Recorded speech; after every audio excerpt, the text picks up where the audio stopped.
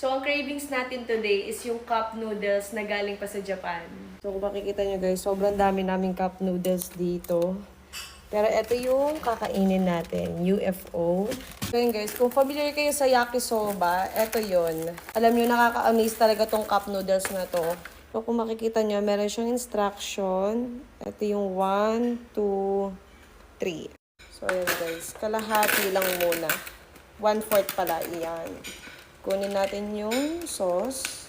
So, maglalagay na tayo ng hot water. Ayan. Willing to wait naman tayo, guys. Bye-bye!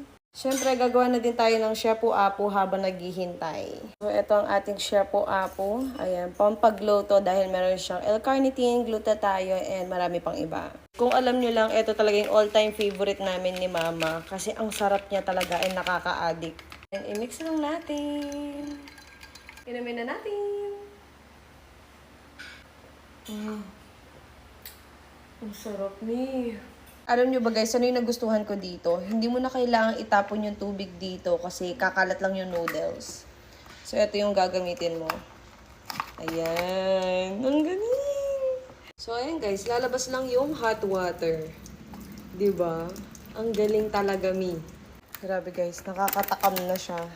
And then, ilalagay na natin yung sauce. Ayan. So, syempre, ang gagawin mo lang, imemekos mo lang yan, mi.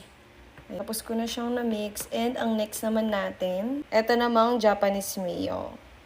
Piplating lang natin yan. Wow, may pa-plating. Yan. Punin lang natin to. Yan. And ay, lalagyan lang natin ng nori. Guys, natatakam na ako. So, ayan guys, tikman na natin siya. I-mix lang natin siya saglit. Para mag-mix yung mayo natin. Okay, eto na guys. Itadakimasu!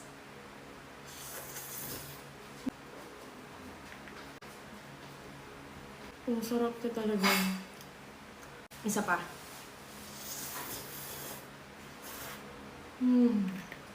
Ayun lang. Bye!